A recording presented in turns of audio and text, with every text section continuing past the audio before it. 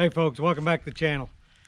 Continuing the theme of preparation for this impending ice storm, I've got a generator that's a backup generator, and it's one that I bought off the side of the road at a garage sale. Put a new carburetor on it and thing ran fine until we had to use it. Once we started putting a load on it, it started running terribly. So we ended up pulling the carburetor off and discovered that the way this Chinese carburetor is made, the main jet in the bottom of the carburetor down in the float bowl was apparently pressed or glued or something into the plastic housing in the float bowl, and it fell out.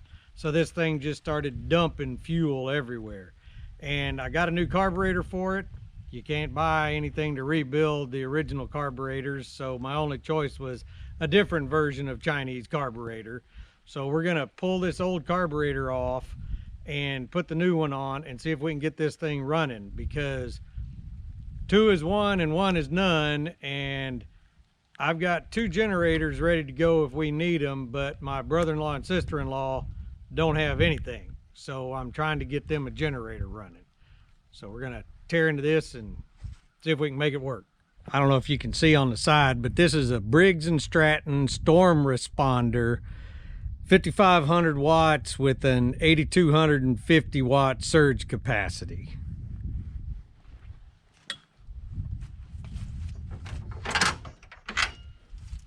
And of course it's not 10 millimeter. Everything else on the planet's 10 millimeter except that. Just 8 millimeter.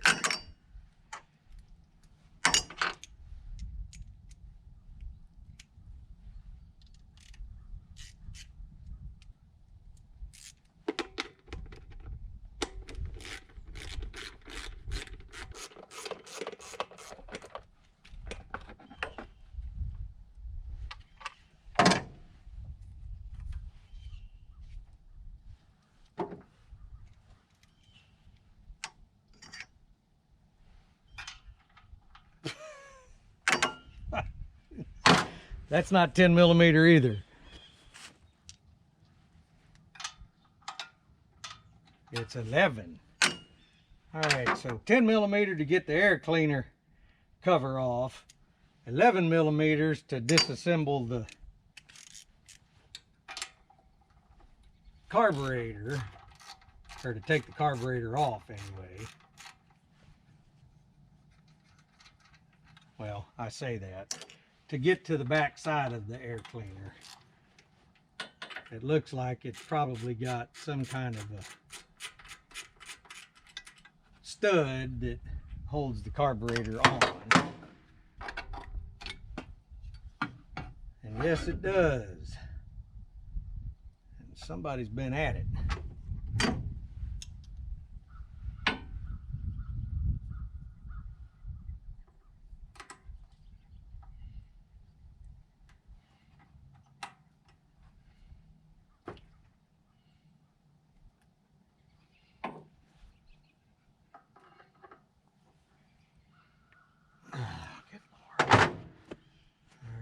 So, what is going to work? Looks like vice grips. So the question is this a attempt by the manufacturer to prevent people from working on stuff themselves, or is this a finger in the eye from the EPA because everybody's too stupid to work on something and they don't want it to pollute? I get really tired of people that aren't me trying to convince me that they know better what's good for me.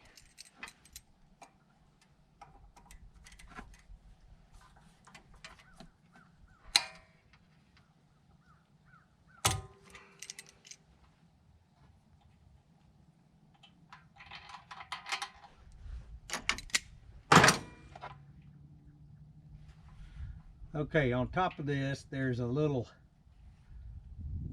catch that you've got to rotate out of the way to get the throttle linkage out.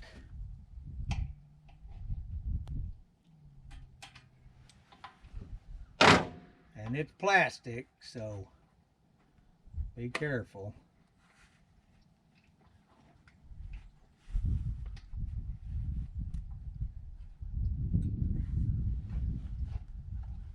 The governor springs on that same piece. Alright, there's the culprit. And if you give me a second, I'll pull this apart so you can see what I was talking about.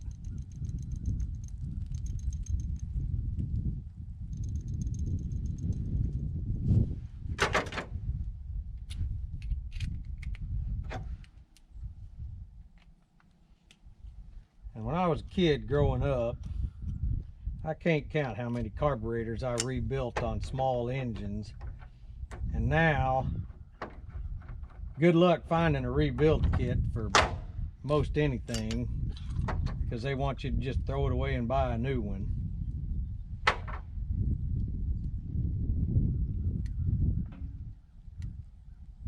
Well, I guess that's stuck back up in there now, huh? But it's irrelevant, because this gasket, once it got, or O-ring gasket, once it got fuel on it, you can't get it to fit back in there because it swells up. And even though this thing wouldn't run because that little jet right there had fallen out, it wouldn't run anyway because the stupid thing won't seal because the O-ring swells up. So somebody in China needs to get their chemists on figuring out what kind of gasket compound will actually work when you use it for its intended purpose. This carburetor actually came with an extra gasket.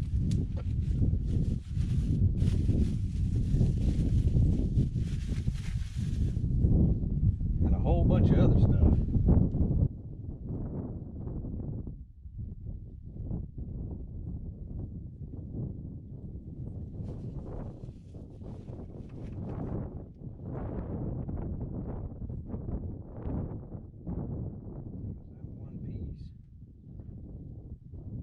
You order something that says it is specifically made for one thing, that thing being this specific model of generator, and it's not. It's not the same thing.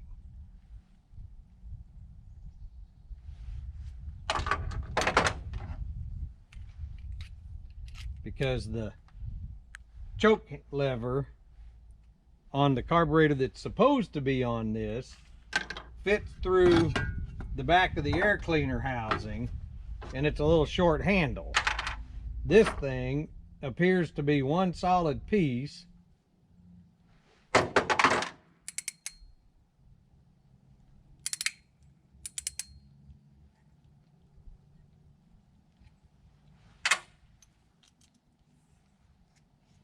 Now look at there.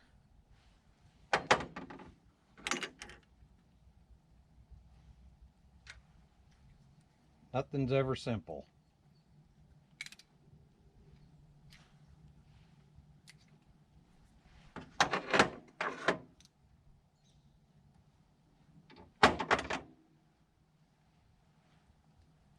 And Plastidip anymore is not fuel resistant.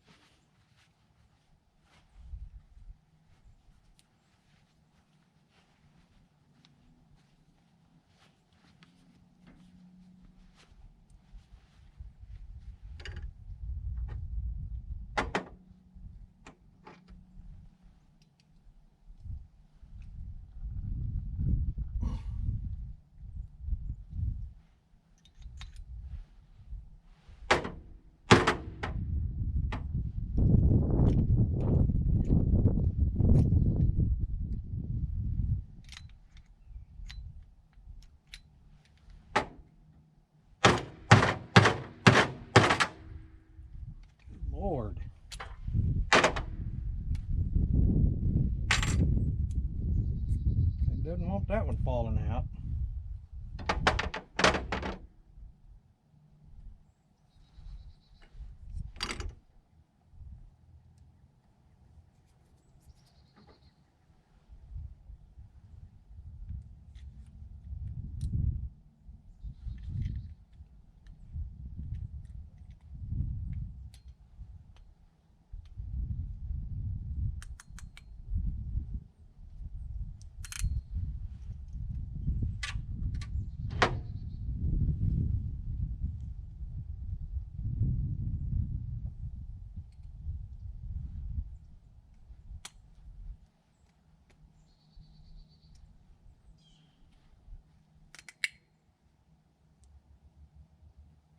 Of course, it's not exactly the same.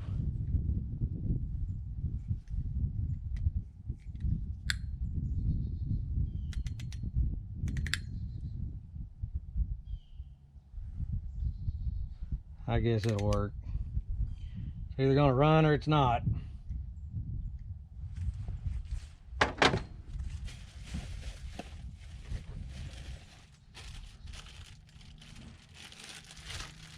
See, this kit came with a whole bunch of stuff that other carburetor didn't come with. It just came with a carburetor and a gasket.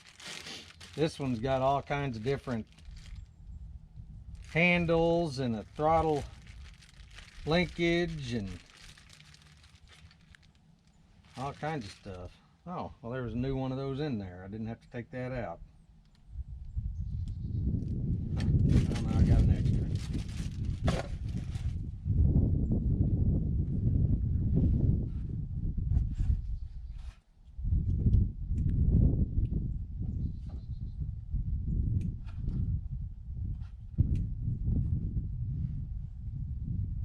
And a salvaged gasket.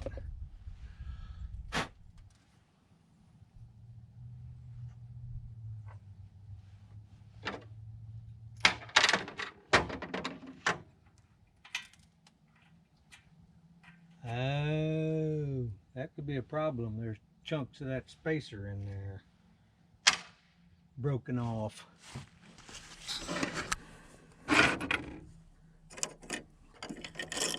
See, that spacer right there is broken.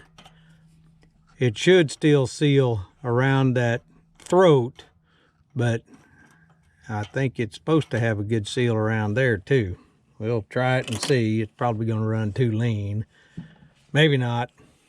My wife says I put my back to the camera too much, but sometimes you can't get the camera in where you can show anybody anything and still be able to work.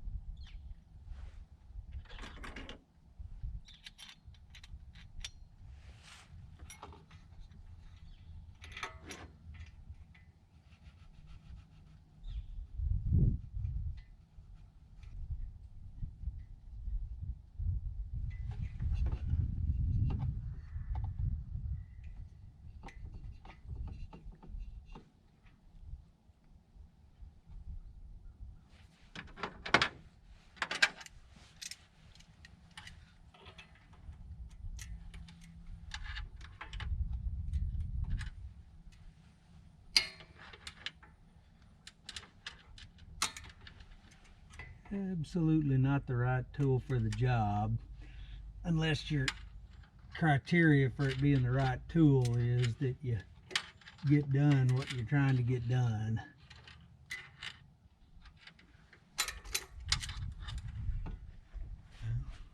Let's see.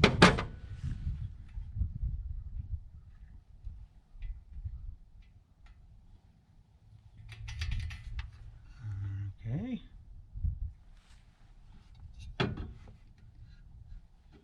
Fuel line back on.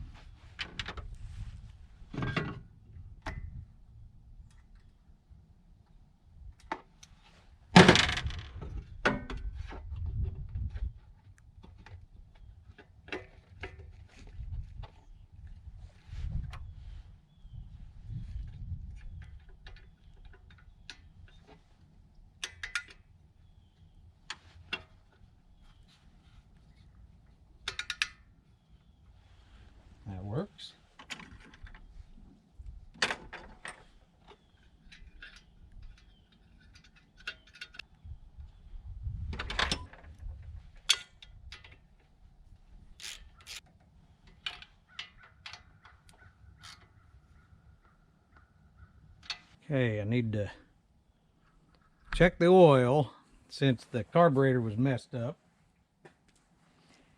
and it was dumping fuel. I'm gonna turn that back on, let that bowl start filling up. Make sure it's not gonna go crazy.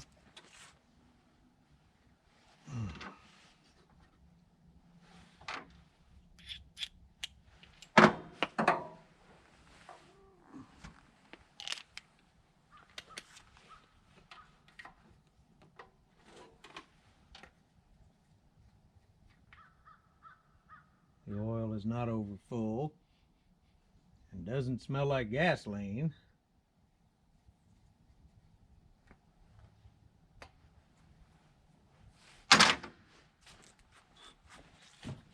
Turn it on, turn on the choke, and give it a yank. Let's see what happens.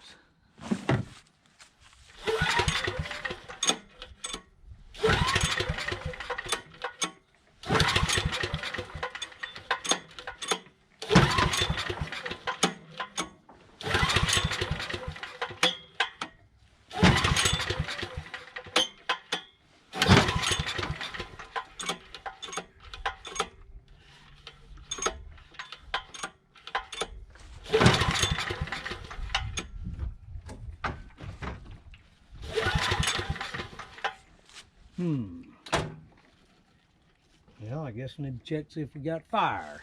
And here comes rain again.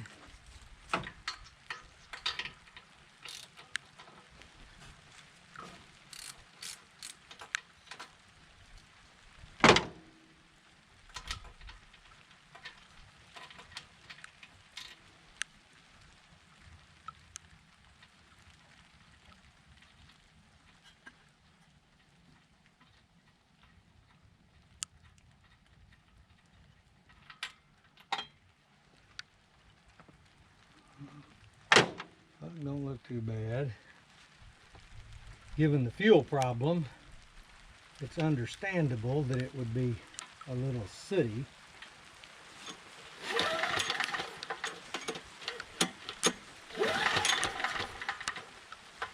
Oh. Well, it helps if you turn it on instead of off. Now we got fire.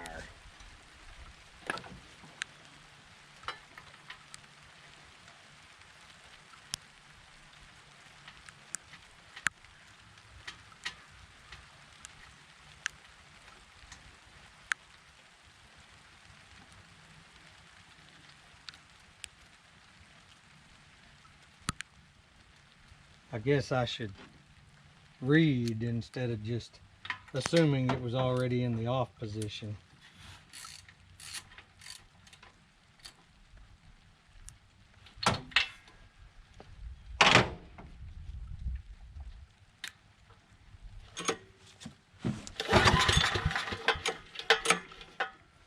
I'm gonna jerk that off of there and not be happy.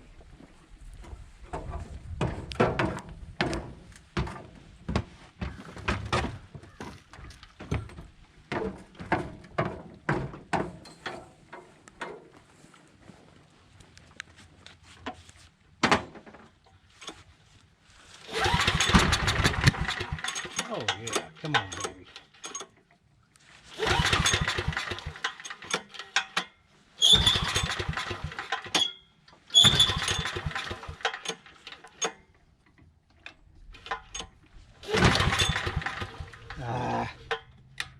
You wanted to.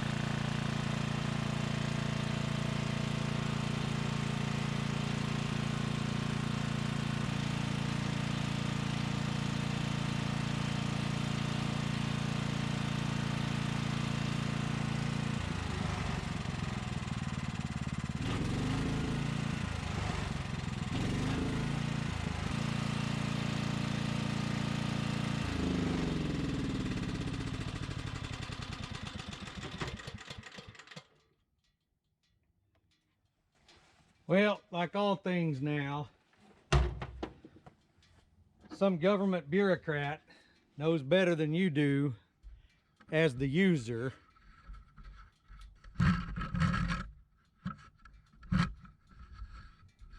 And they've made all of these carburetors on small engines and everything else, so you have no ability to adjust the fuel mixture. I mean, they've even got fuel injected and computer controlled chainsaws and lawnmowers now. And so you could probably see when I would put a load on this thing, it would dump so much fuel that it would start throwing black smoke out. And it's because it's not adjusted properly. I'm sure that it's adjusted so that it meets some EPA specification for running at some specific RPM and whatever, but it makes it so that the thing is actually more fuel inefficient. Just like all those stupid safety gas cans make it so that you pour fuel all over the ground because you're trying to get the little safety thing to release. But anyway, it seems to be working now. I don't know if I can trust it to give it to somebody to use to run their stuff. If we have this ice storm, I may have to give them a different one. I don't know. But at least it works now. Thanks for hanging out. Y'all have a good day.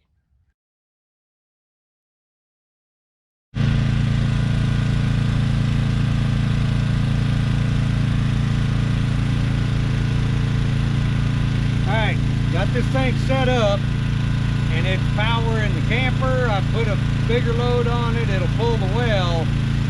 So as a backup, I'll probably keep it over here and take my other generator over to my brother-in-law and sister-in-law, and that way if this thing goes down again, I've got a backup.